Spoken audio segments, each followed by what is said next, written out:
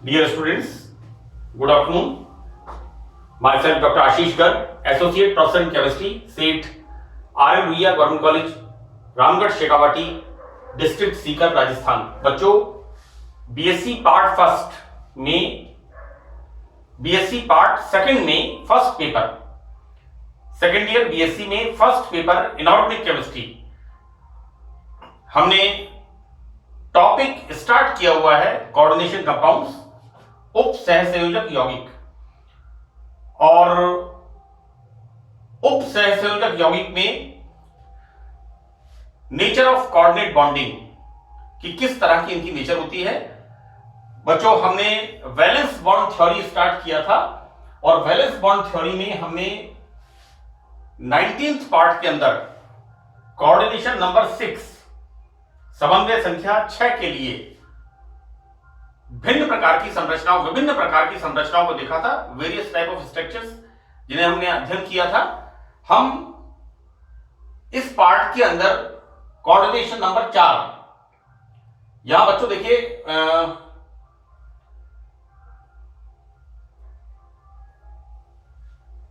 This is the explanation I don't write here.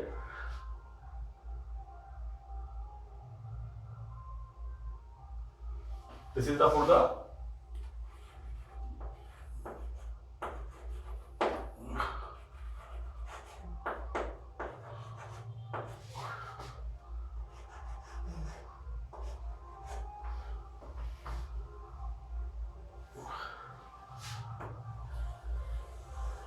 समन्वय संख्या 4 के लिए, राइट बच्चों। कोऑर्डिनेशन नंबर 4 में विभिन्न आकृतियां पहली इसमें बनती है, दो तरह की स्ट्रक्चर थे बच्चों, राइट। एक तो है इस तरह की स्ट्रक्चर जिसे हम कहते हैं स्क्वायर प्लेनर, वर्गीय समतलीय, और दूसरा स्ट्रक्चर बच्चों इस तरह का है जैसा हम मीथेन का स्ट्रक्चर देखते हैं। देखो बेटा, यहां पर भी sp3 हाइब्रिडाइजेशन है और मीथेन में भी sp3 हाइब्रिडाइजेशन है। हालांकि मीथेन का इनसे कोई लेना देना नहीं है, लेकिन यहां पर चूंकि मैं बात स्ट्रक्चर की कर रहा हूं, राइट। तो कोऑर्डिनेशन नंबर 4 का मतलब हुआ कि मेटल को 4 लिगेंड इस प्रकार से घेरते हैं कि एक स्ट्रक्चर बनता है वर्गीय समतलीय, square planar structure, and the other structure is tetrahedral structure. बच्चों देखिए, ये तो बिल्कुल आपके समझ में आ रहा होगा, लेकिन अगर हम टेट्राहेड्रल स्ट्रक्चर की बात करते हैं, देखो बेटा, ये वाला है मेटल, राइट। और स्पेस के अंदर जब हम स्ट्रक्चर की बात करते हैं तो दिस इज द स्ट्रक्चर, 1, 2, ये तीसरा और ये चौथा, तो this is the tetrahedral structure. बच्चों यहां पर this is the metal, why 1, 2, 3 and 4, these are 4 ligands in the tetrahedral structure. Now we start our topic, that is वर्गाकार समतलीय संरचना, स्क्वायर प्लेनर स्ट्रक्चर। तो देखो बेटा, जैसा मैंने आपको यहां लिखा है कोऑर्डिनेशन नंबर 4, ये इंपॉर्टेंट है इसमें,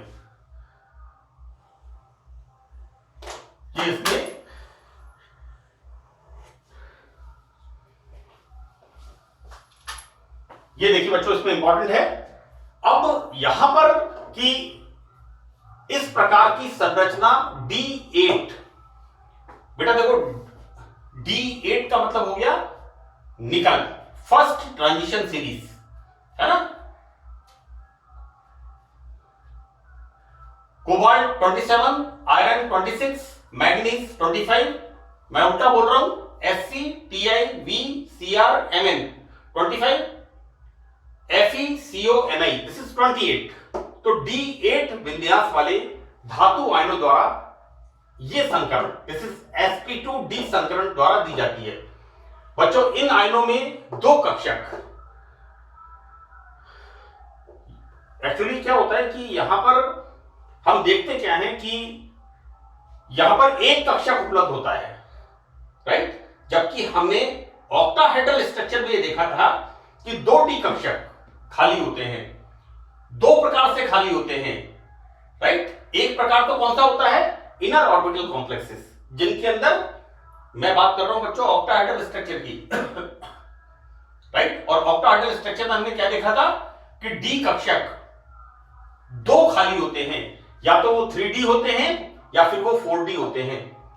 जब 3D कक्षक खाली होते हैं इनको हम कहते हैं inner orbital complexes, D2sp3 coordination number 6 में। और जब बाहर वाले कक्षक बॉन्ड बनाते हैं डी कक्षक, तो वो होता है sp3d2। हमने इस तरह से वहां पर अध्ययन किया था। यहां पर हम क्या देखते हैं कि इन आयंस के अंदर 2 डी कक्षक उपलब्ध नहीं होते, एक डी कक्षक उपलब्ध होता है, राइट। देखो बेटा, मैं आपको बताऊं कि 2 डी कक्षक हम क्रिस्टल फील्ड थ्योरी पढ़ते हैं, और क्रिस्टल फील्ड थ्योरी में मैंने ट्रांजिशन एलिमेंट्स की कलर प्रॉपर्टीज में क्रिस्टल फील्ड थ्योरी का जिक्र किया है कि किस तरह से डी ऑर्बिटल्स की स्प्लिटिंग होती है। 3 कक्षक dxy, dxz, dyz जो कि लोअर एनर्जी के होते हैं, और 2 कक्षक that is dx2, y2 and dz2, ये कक्षक हायर एनर्जी के होते हैं, राइट। जो 3 कक्षक होते हैं dxy, dxz, dyz, इनको हम कहते हैं T2g, y। जो 2 कक्षक हायर एनर्जी के होते हैं उन्हें हम कहते हैं EG कक्षक। मैं इसके बारे में बहुत ज्यादा डिटेल में बात नहीं करूंगा। यहां पर बच्चों सिर्फ मैं ये बताना चाह रहा हूं कि EG कक्षक में जो 2 कक्षक होते हैं वो यहां पर उपलब्ध नहीं होते। बच्चों EG कक्षक कौन कौन से होते हैं, dx2, y2 and dz2, right. तो बच्चों इसलिए यहां पर ऑक्टाहेड्रल कॉम्प्लेक्सेस नहीं बनते, यहां पर बनते हैं एक तो स्ट्रक्चर ये वाला और एक स्ट्रक्चर। देखिए हम देखते हैं इसके अंदर, this is the square planar structure, while this structure is tetrahedral structure. Now this is the example, right. Potassium tetracyano, बच्चों इस कॉम्प्लेक्स के ऊपर चार्ज है माइनस, तो ये हो गया निकलेट, और निकलेट का मतलब यहां निकल की ऑक्सीडेशन स्टेट सेकंड। मैं एक बार फिर बता दूं आपको, -4, राइट, +2, और इसके ऊपर चार्ज कितना है, -2, इसीलिए हमने primary valency, this is the secondary valency. Cyanide क्या है, directional and non ionisable, right. तो बेटा यहां पर पोटेशियम टेट्रासाइलो निकलेट सेकंड, इस संकुल में निकल की ऑक्सीडेशन स्टेट +2 है, अंडरस्टूड है, दिस इज +2। और इसको भी अगर हम देखें, यहां पर बच्चों देखिए पोटेशियम +1, कितने पोटेशियम है, 2, यानी +2, प्राइमरी वैलेंसी का मतलब +2। यहां पर Cn माइनस, कितने Cn है, 4, इसका मतलब -4, तो +2 -4, राइट, इसका मतलब इसकी ऑक्सीडेशन स्टेट +2। जोड़ बाकी करना है, आप आसानी से पता लगा सकते हैं। आपको लिगेंड के ऊपर क्या चार्ज है इस बात का पता होना चाहिए, आप मेटल की ऑक्सीडेशन स्टेट कैलकुलेट कर लेंगे।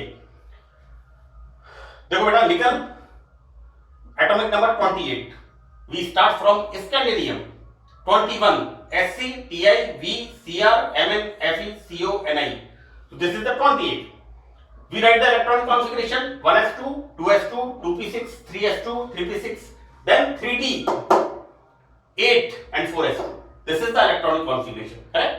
Now निकल एटम में 3d8, सी इसकी बात कर रहे हैं यहां पर। This is 3d8 and 4s2 and 4p is vacant, खाली ऑर्बिटल। निकल आयन में क्या होता है, Ni2+, राइट। तो बच्चों देखिए बाहर के कक्षक 4s कक्षक होते हैं, 4s कक्षक में से इलेक्ट्रॉन बाहर निकलते हैं, तो यहां पर d8 कब होगा, d8 निकल +2 आयन में। जब निकल +2 आयन को ये साइनाइड लिगेंड अप्रोच करता है तो क्या होता है, इस इलेक्ट्रॉन की पेयरिंग हो जाती है, ऐसा पॉलिंग ने बताया। राइट, यहां पर ये इसकी पेयरिंग हो जाती है। राइट, और क्या होता है, एक डी कक्षक वैकेंट हो जाता है।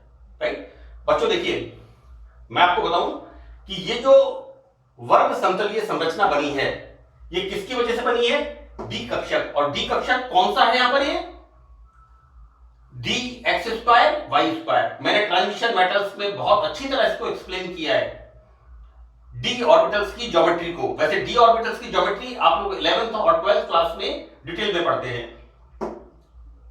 तो यहां पर बच्चों वैकेंट डी ऑर्बिटल, ये डी ऑर्बिटल कब वैकेंट होगा, जब साइनाइड लिगेंड निकल +2 आयन को अप्रोच करेंगे कॉम्प्लेक्स बनाने के लिए। राइट, तो बच्चों यहां पर 3D 4s एंड 4p के दो कक्षक। तो दिस इज द, ये बच्चों देखिए गड़बड़ हो गई यहां पर, व्हाट वी राइट हियर,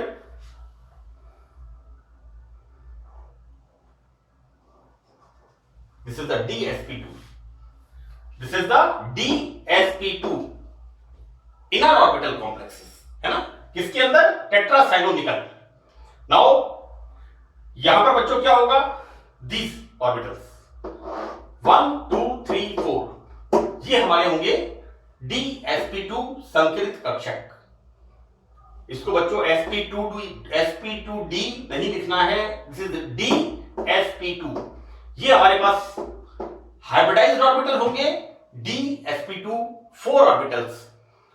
संकरण में जितनी संख्या में कक्षक भाग लेते हैं उतनी ही संख्या में नए कक्षक बनते हैं, और जो नए कक्षक बनते हैं वो दिशात्मक होते हैं, और दिशात्मक कक्षक मजबूत बॉन्डिंग, स्ट्रॉन्ग बॉन्डिंग करते हैं। ये संकरण का प्रोसेस है कि mixing of two different kind of orbitals, 2 or more than 2 different kind of orbitals in order to produce new orbital resulting in the formation of more stable bond and more stable structure is known as hybridization. Right? तो बच्चों यहां पर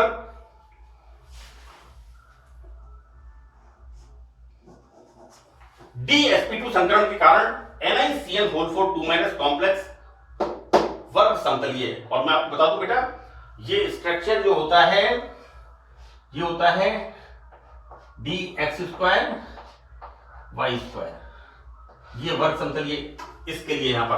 right, यहां पर बेटा निकल के अलावा जो अदर मेटल्स हैं like palladium 2, platinum 2 and Aurum 3, इनके अंदर बेटा D8 विन्यास, आप इनके इलेक्ट्रॉनिक विन्यास चेक कर लीजिए, इनके अंदर आपको इलेक्ट्रॉन मिलेंगे D8। Right? Now, next example is K2CuCN4. This is potassium tetracyanocuprate. Second, देखो बेटा, potassium same way. Here potassium 2 हैं, एक potassium -1, 2 potassium +2, right, cyanide -1, total cyanide ligand कितने हैं, 4, मतलब -4, तो -4 -2 बचा कितना, -4 -2, तो -2, this is the neutral, so sorry this is the this is the -2, तो -2 का मतलब ये कॉपर कैसा है, +2, right, oxidation state of the copper +2।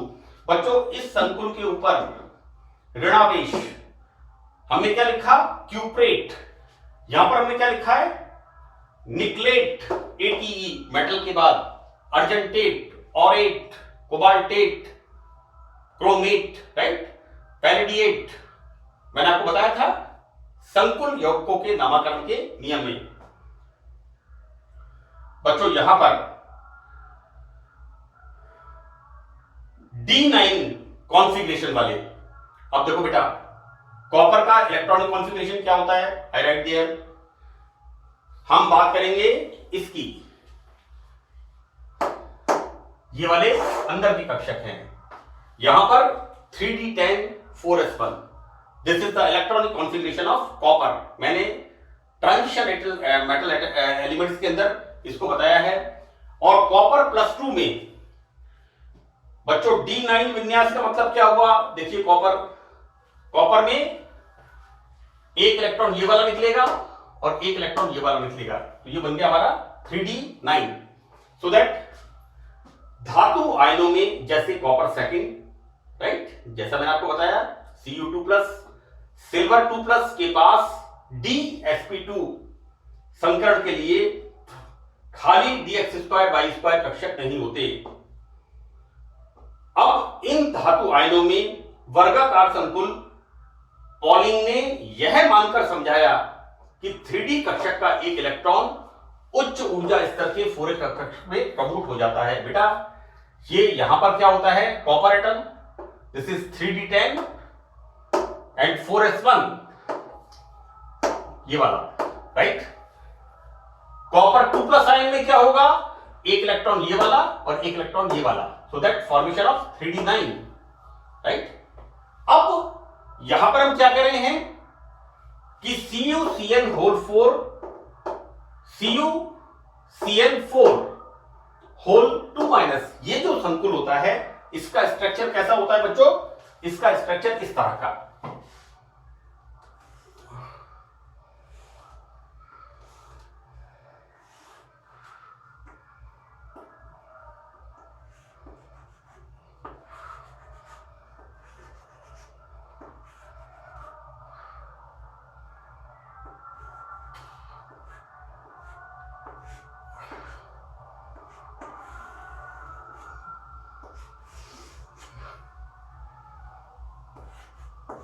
ये स्ट्रक्चर यहां पर होता है बेटा, जैसा इसका स्ट्रक्चर है वैसा ही उसका स्ट्रक्चर होता है।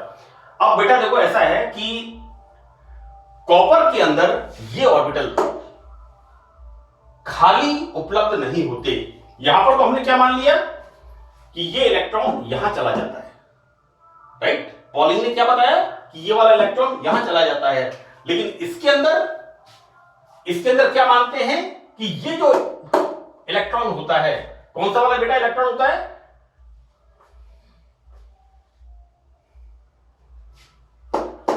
देखो बेटा, वर्ग समतलीय संरचना के लिए रिस्पॉन्सिबल है dx2y2। तो ये बच्चों dx2y2, ये जो इलेक्ट्रॉन होता है, ये इलेक्ट्रॉन हायर ऑर्बिटल्स के अंदर चला जाता है और वापस हमें क्या मिलता है? 1 2 1 d, 1 4s और 2 4p। इस तरह से बच्चों DsP2 हाइब्रिडाइजेशन, राइट। ये हाइब्रिडाइजेशन होता है बेटा, और यहां पर बिल्कुल किसकी तरह है? निकल की तरह है। लेकिन दोनों में फर्क क्या है? दोनों में फर्क ये है, डिफरेंस ये है कि यहां पर ये इलेक्ट्रॉन यहां पर चला जाता है, जबकि यहां पर पेयरिंग होने की कोई प्रोबेबिलिटी नहीं है, इसलिए ये इलेक्ट्रॉन हायर ऊर्जा ऑर्बिटल्स में चला जाता है, राइट। देखो बेटा ऐसा है कि कहीं पर इलेक्ट्रॉन पेयरिंग हो रहा है, कहीं पर इलेक्ट्रॉन फ्लिप करके हायर ऑर्बिटल्स में जा रहा है, कहीं पर इलेक्ट्रॉन्स की इस तरह से पेयरिंग नहीं हो रही है ना। ये सारी क्या है?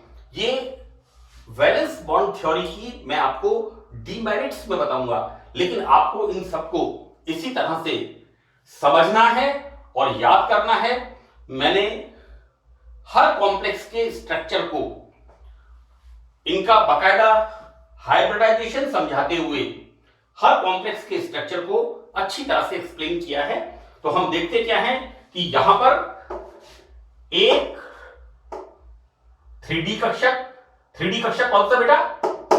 ये वाला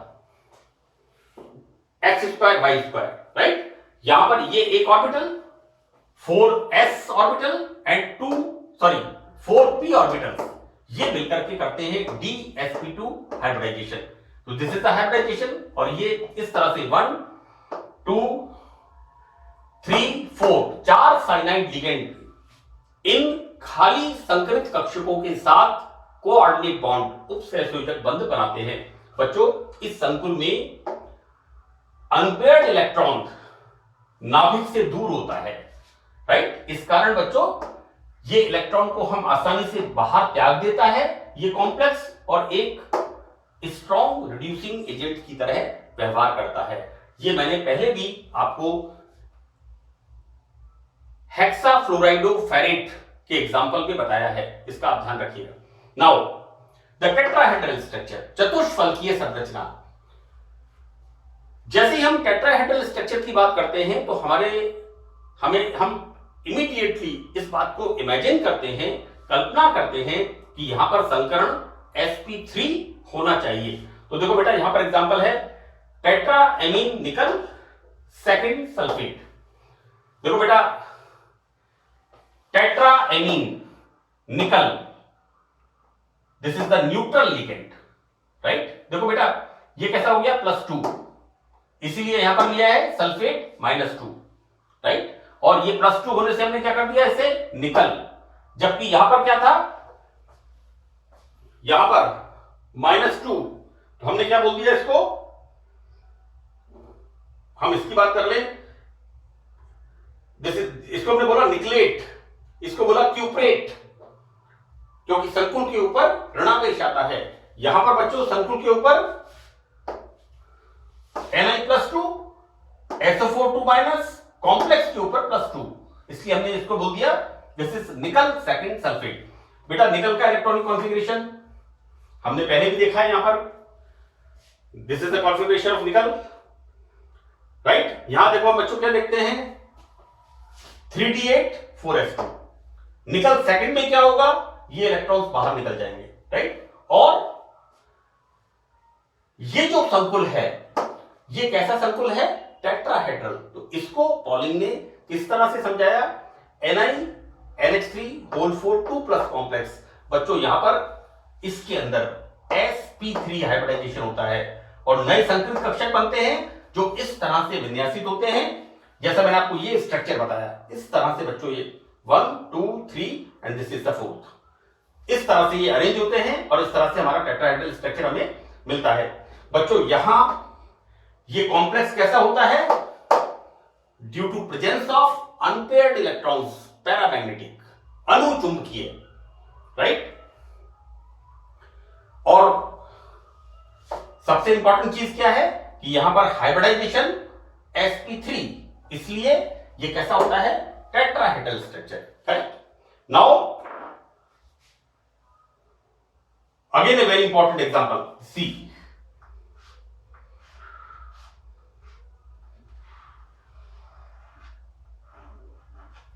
this is tetracarbonyl nickel 0। बच्चों कार्बोनाइल कंपाउंड्स, यहां पर हम क्या देखते हैं, निकल का electronic configuration 3d8 4s2, right. और इन द निकल की ऑक्सीडेशन स्टेट कैसी है, 0, राइट। तो होता क्या है, ये दोनों इलेक्ट्रॉन यहां आ जाते हैं। ये आपको याद करना पड़ेगा, इसका कोई नियम नहीं है, हर कंपाउंड के अंदर अलग कुछ हो रहा है, राइट। और ये जो सारी चीजें कि कहीं पर इलेक्ट्रॉन कूद के अंदर चला गया, कहीं पर अंदर के इलेक्ट्रॉन का पेयरिंग हो गई, राइट। ये सब चीजें मैं आपको बताऊंगा कि ये जो वैलेंस बॉन्ड थ्योरी है, इसकी डिमेरिट्स, इसके दोष क्या क्या थे, है ना, इसको हम आगे देखेंगे। लेकिन आपको इन एग्जांपल्स को इसी तरह से पढ़ना है, इसी तरह से इनको याद करना है। यहां पर बेटा निकल, ये निकल मेटल लिगेंड CO की प्रेजेंस में these electron comes here and again sp3 hybridization। बच्चों ये s4s ऑर्बिटल खाली हो जाता है, कैसे, ये इलेक्ट्रॉन अंदर वाले कक्षकों में आ जाते हैं, राइट। अब देखो बेटा, यहां पर NiCO4 में हम क्या देखते हैं, 3d10 एंड यहां पर बच्चों इस तरह से ये 1 2 3 4 s और 3p, ये बच्चों संकृत कक्षक होते हैं जिनके अंदर कार्बोनाइल लिगेंड अपना lone pair of electron donate करके निकल कार्बोनाइल कंपाउंड फॉर्म करता है। बच्चों यहां पर सारे इलेक्ट्रॉन्स कैसे हैं, पेयर्ड, और पेयर्ड होने का मतलब ये कैसा हो गया, डायमैग्नेटिक, दिस इज प्रतिचुंबकीय होता है। बच्चों this is the structure exactly like tetraammine, tetraammine nickel second sulphate का जो टेट्राएमीन निकल का जो एग्जांपल होता है, exactly the same structure, this is the tetrahedral structure, right. और बच्चों इसके other examples, that is this is टेट्राक्लोराइडो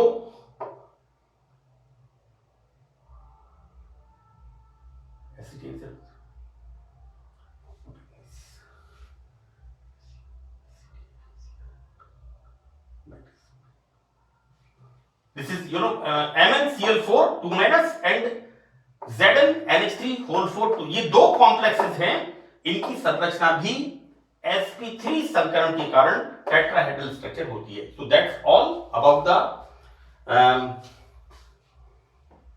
ligand free theory, right?